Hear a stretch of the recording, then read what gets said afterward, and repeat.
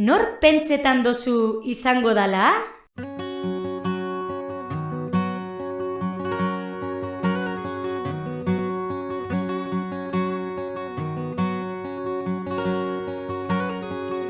Ni Joanes Omarriba naz, txirrindularia izan naiz eta orain ama etxeko andra naz.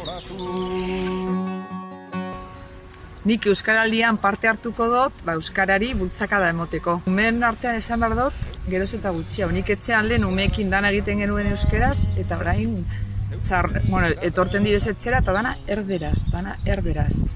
Dana eta batikara datoz eta izaten duzu baina. Zelan gertatu alda hau? Dana, eta zuk egin euskeraz eta eurek erantzun erderaz. Eta hori benetan oso tristea ikusten dudala.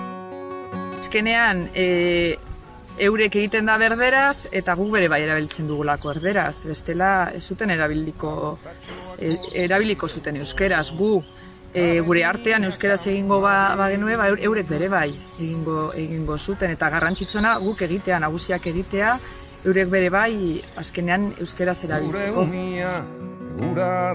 Ni ahobizi izango naiz eta ahalegina egingo dut 11 egun honetan, ez bakarrik 11 egunetan, baizik eta hemetik aurrera euskera erabiltzea geroz eta gehiago.